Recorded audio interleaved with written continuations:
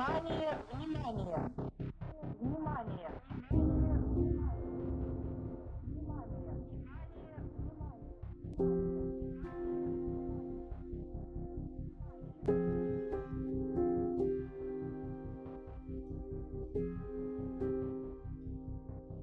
Elle, c'est Lise. Elle, c'est Sam. Nous sommes Les Transatlantiques. Ici, bienvenue dans notre univers où on va décrypter Les conflits, la géopolitique, les tyrans l'actualité internationale. et toutes les secousses du monde. Bienvenue encore. Nous serons sérieuses, mais avec de l'humour. Asseyez-vous, mettez vos ceintures, on y va. Bon, eh bien, nous sommes de retour avec Elisabeth Selam-Shepard. Et Samantha de Bendern. Bonjour tous. Nous sommes le lundi 16 juin et ces derniers jours ont été vraiment extraordinaires. Nous avons une nouvelle guerre qui commence sous nos yeux. Depuis vendredi, le monde a les yeux rivés sur l'escalade dramatique entre Israël et l'Iran. Comme vous le savez tous, des chasseurs israéliens ont frappé en profondeur sur le territoire iranien. Des sites militaires et nucléaires ont été touchés.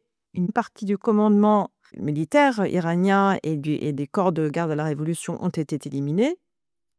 Il y a une saturation du ciel et on va devoir encore établir le bilan. Le dôme de fer a vraiment été mis à l'épreuve, mais il a plus ou moins bien tenu. Mais ce qui est vraiment intéressant dans ce conflit, c'est que c'est le premier test grandeur nature en temps de guerre de ce qu'on peut appeler l'axe des États sanctionnés. L'Iran, la Russie et la Chine. Et Lise, je sais que ça, c'est un sujet qui te passionne et qui te tient à cœur depuis longtemps. Donc, tu vas commencer à nous expliquer tout d'abord peut-être ce partenariat entre la Russie et la Chine et comment ce partenariat est mis à l'épreuve. Oui, effectivement, Samantha, ça fait un moment que je regarde ce qui se passe au Moyen-Orient et ce qui se passe en Ukraine et je regarde la Russie et l'Iran et ce partenariat, notamment à travers des drones. Donc, pour expliquer un peu, on a entendu depuis vendredi dans ce qui se passe au Moyen-Orient la condamnation par la Russie des frappes israéliennes qu'ils ont dit étaient provocatrices. Ils ont appelé à leur retenue. C'est pas juste des formalités diplomatiques, c'est pas juste des paroles en l'air.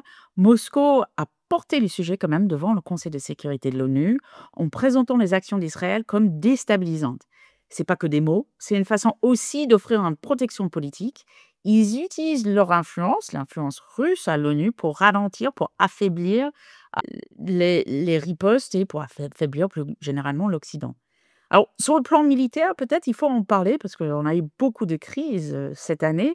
L'empreinte russe en Syrie aussi, il ne faut pas oublier, c'est largement effacé depuis la chute du régime Assad et le retrait progressif des bases russes. Ça ne veut pas dire que Moscou et Téhéran, qui étaient très impliqués en Syrie, ont cessé toute coordination. Là, au contraire, leurs relations se sont déplacées autour d'autres terrains.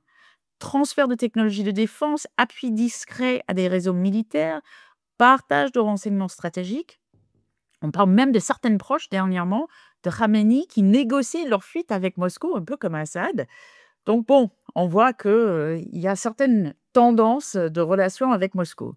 Oui, on a même vu ce week-end dans les différents réseaux OSINT, donc renseignements ouverts, des gens qui traquent les avions qui vont d'un endroit à l'autre avec des suppositions qu'un tel ou un tel pourrait être en train de fuir. Mais bon, c'est vrai que pour le moment, on n'a rien de confirmé. On n'a rien de confirmé, mais très clairement, le fait qu'on parle tout le temps de Moscou, il y a une raison derrière. Alors, c'est quoi un peu cette raison? Bon, il faut comprendre qu'il y a un accord de défense renforcé depuis l'année dernière qui unit officiellement la Russie et l'Iran. Ça prévoit des échanges d'expertise, des livraisons d'équipements, notamment des systèmes de guerre électronique, des radars avancés et un soutien en cas d'agression extérieure. Alors, la Russie n'a pas déployé des troupes en Iran et je pense que on ne voit pas la capacité qu'aurait la Russie aujourd'hui de le faire, ni l'envie, mais elle fournit du matériel et du renseignement, et à l'inverse, l'Iran aussi, on en parlera, qui ont contribué à renforcer les défenses aériennes face aux frappes israéliennes. L'accord a été également facilité par des exercices conjoints en mer Caspienne, la coordination de doctrines anti-aériennes. Donc, ainsi, face aux frappes israéliennes, l'Iran bénéficie d'années de coopération technique, notamment dans le domaine des systèmes anti-aériennes, inspirés ou fournis par la Russie. On parle le Bavard 373, sans rentrer dans le détail technique, mais ça illustre bien cet héritage. On voit des radars à antenne active. On voit aussi certaines expertises russes, héritées notamment des périodes antérieures, livrées vers 2016, qui aident les Iraniens à tenter de se protéger contre les frappes israéliennes. C'est aussi une question de radar. Pourquoi on parle beaucoup de radar en ce moment? Parce que c'est une des premières choses que les Israéliens ont touchées pour essayer d'éviter que les Iraniens puissent identifier les avions. L'architecture actuelle repose sur des radars mixtes, hérités ou inspirés des systèmes russes ou chinois, et on en parlera plus tard de la Chine, et développés localement. On voit des radars portables chinois, notamment, qui seraient en service en Iran depuis les années 90, avec une portée de 300 km. C'est peut-être des radars moins imposants que ceux que les Israéliens ont tapés, mais c'est des radars mobiles, ce qui renforce un peu la résilience dans une partie de l'Iran et qui fait que l'Israël n'a pas forcément toute la contrôle des cieux iraniens. Oui, alors il y a les mauvaises langues qui disent que justement cette défense antiaérienne que la Russie et potentiellement la Chine aurait fourni à l'Iran. Et sur la Russie, il y a encore des questions sur l'ampleur des défenses aériennes que la Russie aurait fournies.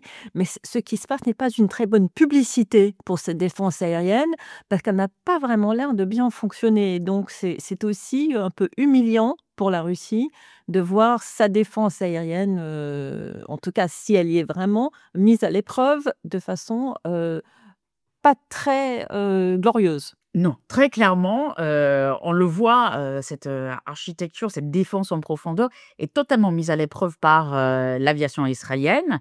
Ils ont détruit ou mis hors service une bonne partie. Donc, on voit tout de même que, on va dire que c'est pas une très bonne pub, comme vous disiez. Et donc, je sais aussi, Elisabeth, que tu t'intéresses beaucoup aux drones que les Iraniens ont fournis aux Russes, et au rôle des drones dans cette guerre entre l'Iran et l'Israël. Tout à fait. Alors, je ne suis pas experte de la technique des drones, je laisse ça à certains de nos amis. Mais ce qui est intéressant d'un point de vue politique et en termes de coopération, c'est cet arsenal commun, c'est-à-dire la riposte iranienne, des vagues de drones notamment, après suivies par des salves de missiles, rappellent des tactiques russes en Ukraine. Rien d'étonnant, c'est l'Iran qui a fourni à Moscou des drones Shahed 136 et 131 que les Russes ont adaptés et produits en masse. De ce que je comprends, plus de 6 000 unités fabriquées depuis 2022. Ça, c'est ce qu'on a des renseignements occidentaux. Aujourd'hui, Téhéran applique à son tour des leçons tirées d'Ukraine dans son affrontement régional. Le lien entre l'Ukraine et Israël est désormais évident quand on regarde l'utilisation des drones Shahed. Si ils ont été livrés par l'Iran à la Russie dès l'été 2022, ils ont été, comme on le sait, utilisés massivement pour frapper des infrastructures ukrainiennes. Mais ce qu'on voit, c'est que Moscou a perfectionné leur emploi. Modification de systèmes de navigation, tactiques de saturation, le rajout de charges explosives plus puissantes, par exemple. Et non seulement ça a aidé les Russes, bien évidemment, mais ces innovations ont été retransmises à Téhéran. C'est-à-dire, il y a une sorte d'apprentissage, une rétex, comme on dit, qui, entre cycles d'échanges techniques, a permis, lors des attaques contre Israël, c'est que les Shahed employés n'étaient pas de simples copies. Ils intégraient tout ce que les Russes avaient appris en Ukraine et ils avaient ajusté par rapport au combat en Ukraine. Furtivité accrue par une réduction de la signature radar, profil de vol plus bas, manœuvre d'évitement de défense, ce qui les rend bien évidemment plus difficiles à détecter. Donc sur ce plan technique, cette coopération qui repose sur un partage d'expertise, d'un certain nombre de points techniques, est très intéressant pour les Iraniens et permet à Téhéran de s'adapter ces drones afin d'augmenter leur taux de pénétration. On parlait de la Dôme de fer, qui est le premier niveau de la défense aérienne. Le front de David en Israël et le front de David, qui est le deuxième. Selon les données qu'on a des analystes militaires, 75% sont interceptés, des drones et des missiles. Ça veut dire quand même qu'il y a 25% qui réussissent. Et on sait que certaines Shahed modifiées, et c'est plutôt ceux qui sont modifiés, réussissent à atteindre des cibles secondaires, ce qui veut dire que le progrès et l'adaptation est très importante à travers cette coopération entre les deux pays. C'est vraiment intéressant ce que tu dis. Comme tu l'as mentionné, les Russes modifient des drones iraniens sur le sol russe, construisent leurs propres drones basés sur les Shahed.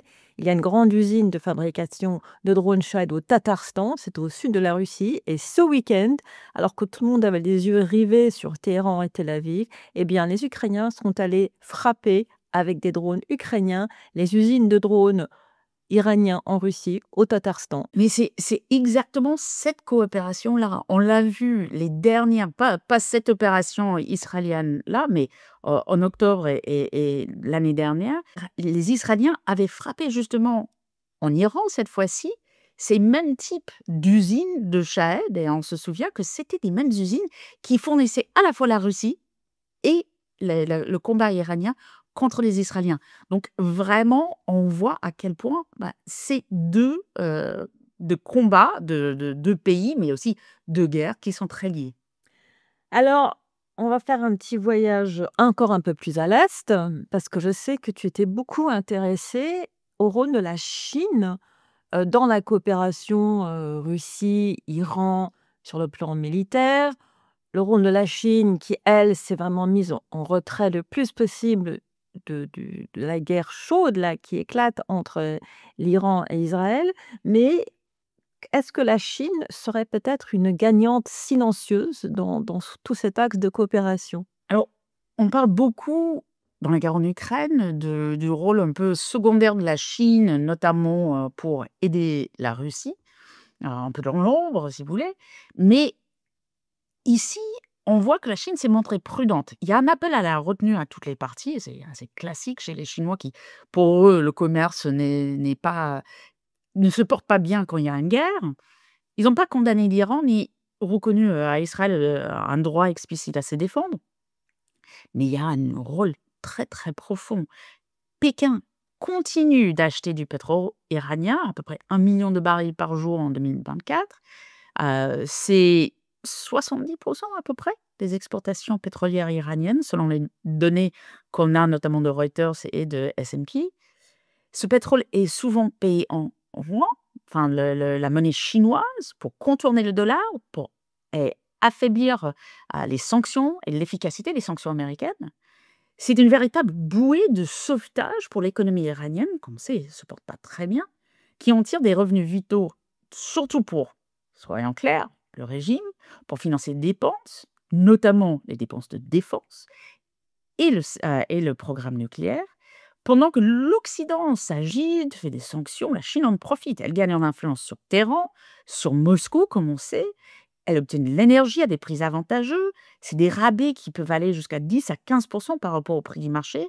Et se positionne en médiatrice potentielle, un rôle qu'elle cultive, notamment depuis l'accord de normalisation entre l'Arabie saoudite et l'Iran en 2023. Cependant, et je pense que c'est très important ce cependant. Pourquoi? Parce que la solidarité de Pékin et Téhéran a ses limites. Si l'Iran, et ils l'ont menacé, venait à bloquer le détroit d'Ormuz, par lequel transitent environ 40% de ses importations de pétrole brut pour la Chine et 30% des flux mondiaux de pétrole maritime, donc à peu près 17 millions de barils de pétrole par jour au total, le blocage mettrait immédiatement en péril les approvisionnements énergétiques chinois qui dépendent largement du Golfe. En 2024, plus de 50% des importations pétrolières de la Chine provenaient des États du Golfe, une grande partie via les détroits d'Ormuz. Donc on peut imaginer que la réaction de Pékin pourrait être beaucoup moins complaisante dans ce scénario. Au-delà de la rhétorique retenue, la Chine sera confrontée à un dilemme stratégique majeur, contrainte de défendre ses intérêts vitaux, sans compromettre son position d'équilibriste dans la région. C'est là où on voit des lumières sur les fragilités de cet axe sino-iranien. Derrière l'affichage d'un partenariat stratégique, il y a quand même des intérêts divergents et ça pourrait se relever un peu plus s'il y a ce blocage d'Ormuz. Et c'est pas théorique. En avril 2024, des militaires chinois avaient discrètement averti leurs homologues iraniens via des canaux diplomatiques que ça serait des conséquences graves pour la relation bilatérale si un tel scénario venait à se concrétiser. En tout cas, c'est ce que les médias chinois dans la région avaient fait fuiter. Donc, c'est quand même une relation qui est aussi une relation commerciale et pas simplement une relation, on va dire, idéologique, donc il a ses limites. C'est vraiment intéressant et surtout on peut imaginer qu'en cas de blocage, d'Ormuz, les prix du pétrole vont flamber. Et nous, en Europe, eh bien, on en ressentira bien les conséquences, mais les États-Unis aussi et Donald Trump ne serait pas content du tout parce qu'il veut faire chuter l'inflation. Bah, justement, je pense que ce blocage et cette menace du blocage de détroit d'Ormuz est une des facteurs qui pourrait faire en sorte que les États-Unis rentrent dans la guerre, tout comme une attaque contre les bases américaines qui sont nombreux dans la région aussi. Donc, c'est ce point de friction qu'il faudrait vraiment regarder parce que ça peut gêner énormément de monde, alors qu'on a vu notamment le détroit de Bab-el-Mandeb et la mer Rouge, ce que ça peut faire au commerce mondial et la réaction notamment des États-Unis, mais pas seulement, aussi des Européens. Et puis, donc, si je ne me trompe pas dans tout ça, enfin, moi, je vais peut-être t'en parler. Il y a quelqu'un qui se pose en médiateur.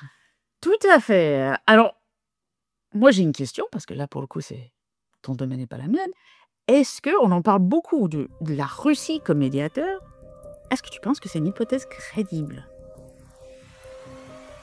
Écoute, oui et non. Et pour moi, la question, avant de savoir si Poutine, parce qu'on parle de Poutine là, pour être un médiateur, ce serait de savoir si Poutine en a vraiment envie, d'essayer de comprendre quelles sont les motivations de Poutine. Alors, Trump a dit que Poutine pourrait être un médiateur. Donc, ce n'est pas que la Russie qui le dit. Il a dit je serai ouvert, Poutine est prêt et je crois que cette situation peut être résolue. Parce que Trump, évidemment, pour lui, toutes les questions, tous les problèmes, toutes les guerres vont être résolus en 24 heures. Alors, on va mettre peut-être un petit peu de contexte à ce que Trump a dit, parce que c'est dans le contexte d'un rapprochement de plus en plus étroit entre les États-Unis et la Russie.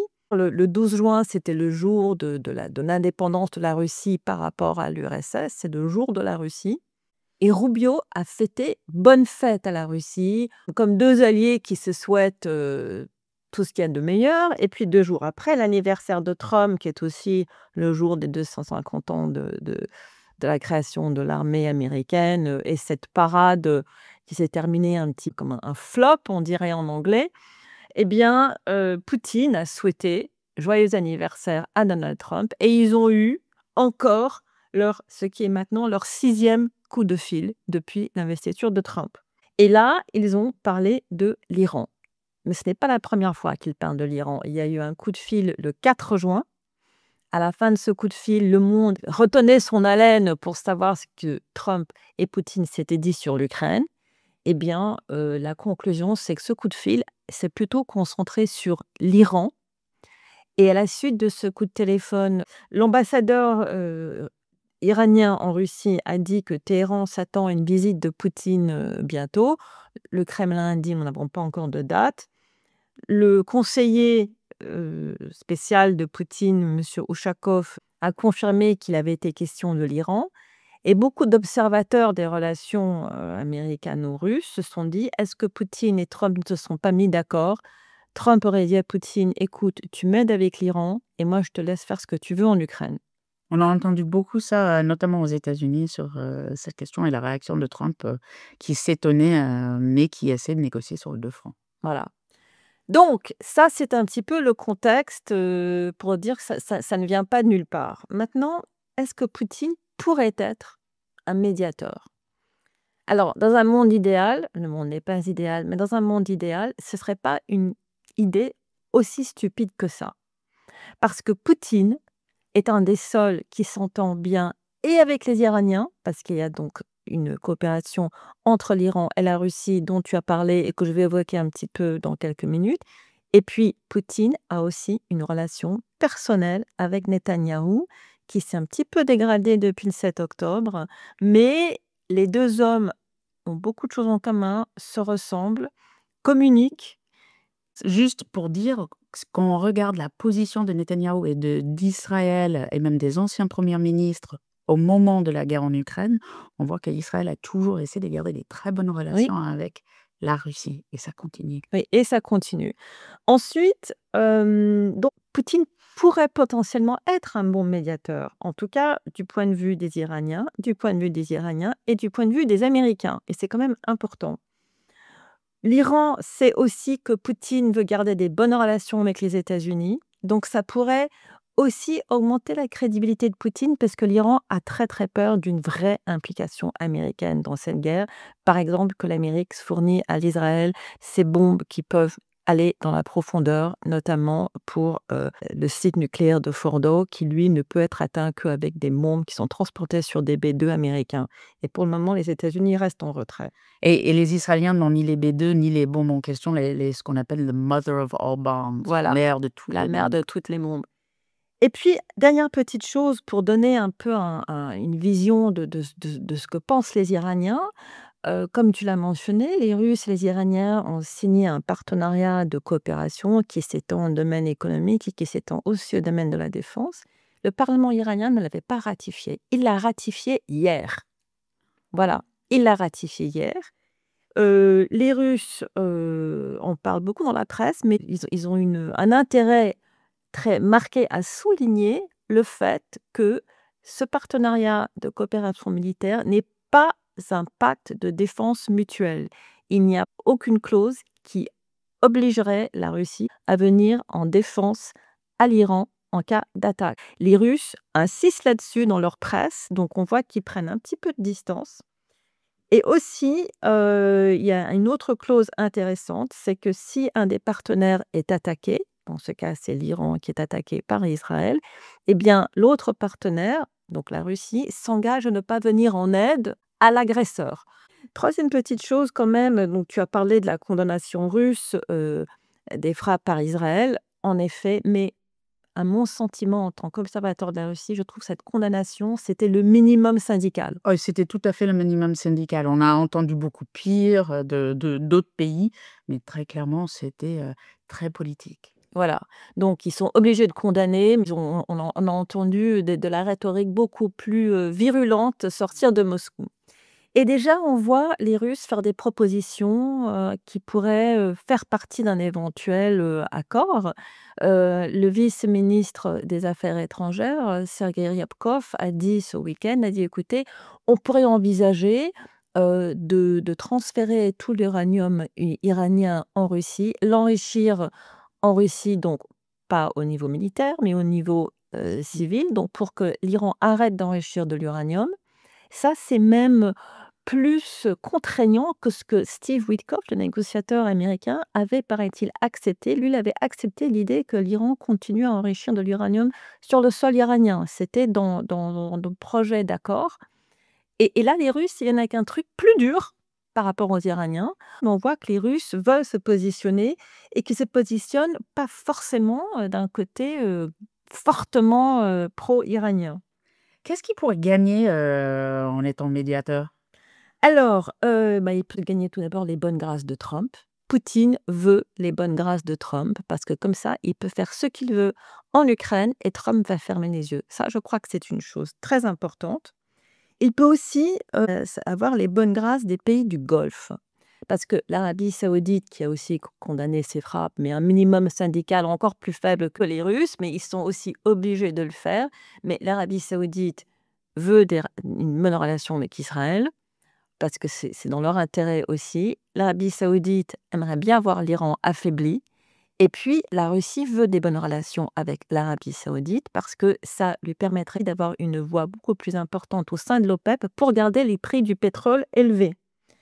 Et donc, il y aurait aussi une dette politique vis-à-vis de l'Iran parce qu'il faut comprendre que la Russie et l'Iran sont rivaux dans une zone géopolitique très importante, c'est le Caucase Sud, Arménie, Géorgie, Azerbaïdjan. En fait, il y a 3 puissances qui sont rivales pour contrôler ce territoire: la Turquie, Mmh. l'Iran et la Russie.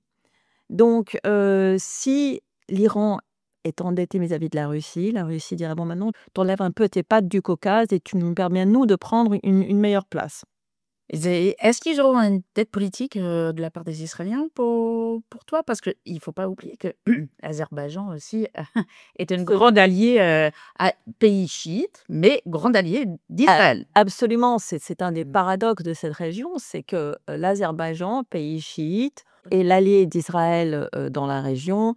Il y a aussi des intérêts pétroliers, bien sûr. Quand j'étais en Azerbaïdjan, je n'avais pas pu m'empêcher de remarquer que l'ambassade d'Israël et le QG de plusieurs grandes sociétés pétrolières américaines étaient dans le même immeuble.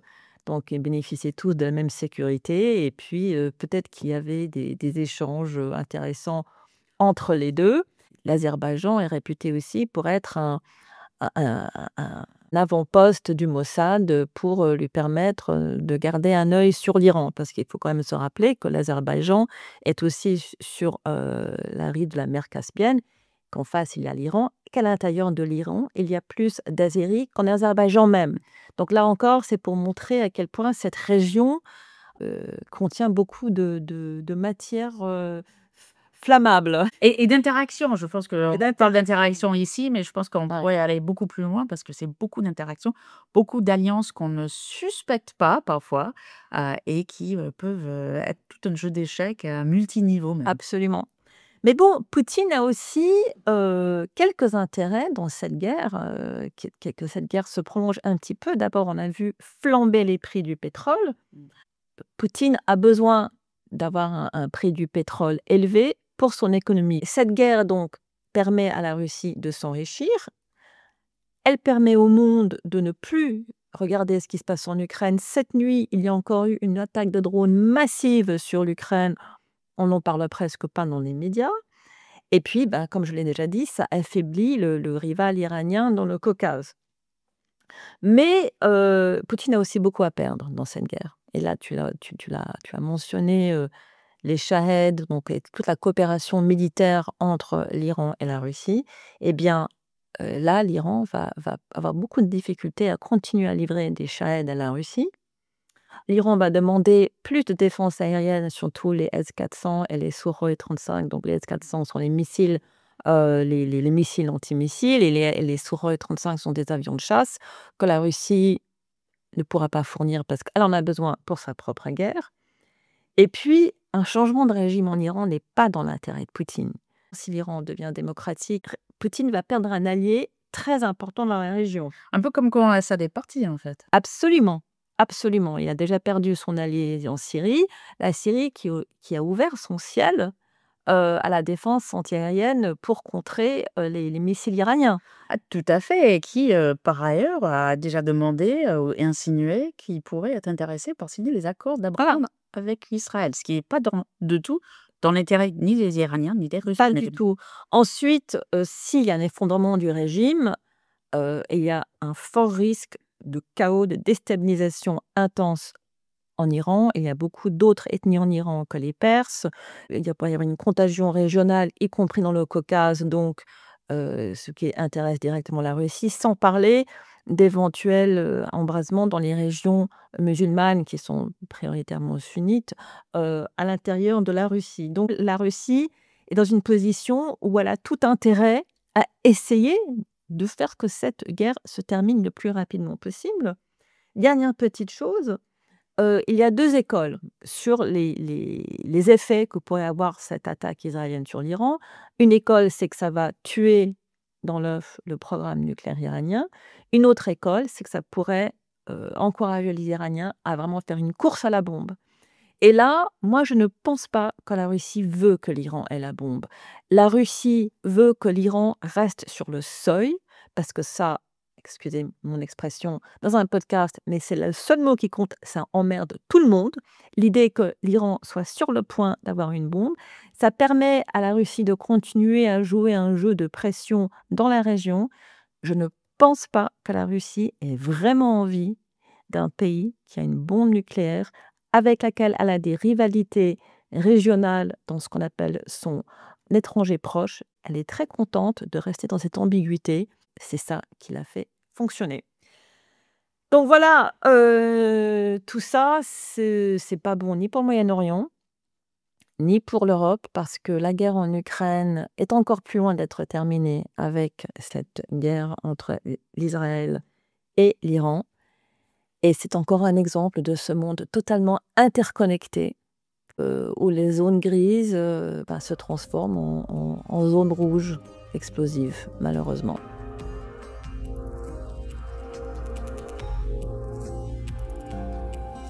Tout à fait. Il y a beaucoup de questions, donc on reviendra. Là, c'était les transatlantiques avec notre épisode 3. La guerre Iran-Israël peut sembler un affrontement bilatéral, mais on voit tout un nouveau système d'alliance. À bientôt. Devenez abonnés, partagez pour nous aider à continuer à produire les transatlantiques. On est sur YouTube, on est sur Amazon, on est sur Spotify. Vous nous trouverez partout. À bientôt. Bye bye.